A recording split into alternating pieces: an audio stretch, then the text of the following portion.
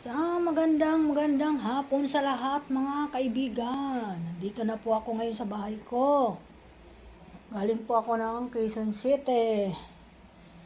Ako po may nilalakad na papilis. Kaya ilang araw ako doon, 2 araw ako doon. Kauwi ko lang po. Dito na ako ngayon sa bahay ko. Kaya yan. Kala nyo, hindi ako nakapaggawa ng ilang araw na sa Facebook, nakapag-post. Busy ako. Kaya yan. Dito naman ako ngayon, magluluto. Yan. Yan mga kaibigan ko, magandang hapon po sa lahat. Sa lahat po ng aking mga kaibigan, kumusta na po kayo at mga idol for today's video ko. Yan, kumusta po? Ayun po ako. Kala nyo, sumama na yung aking pakiramdam. Okay pa po ako. Okay pa po, nakakalakad pa naman ako ng aking mga kailangan na papilis.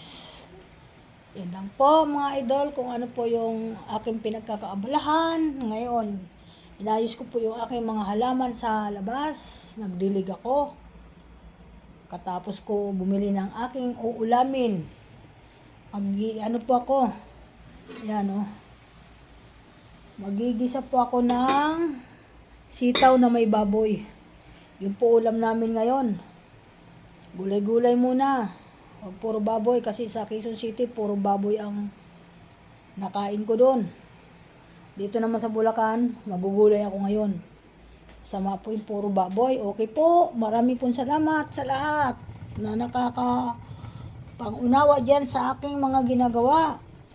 Di ko po iiwanan yan. Ako po'y mag-aano uli. Kaya salamat sa lahat ng mga anak kong naghahanap buhay. Pahinga na kayo sa inyong mga tinutuluyan. Tama na yan. Huwag na kayo masyado kapagod.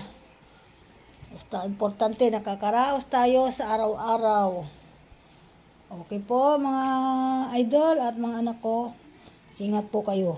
Thank you po. Bye-bye. At sa mga apo ko, ingat din kayo mga apo. Sa lahat po ng anak ko, mag-ingat. Thank you. Bye-bye.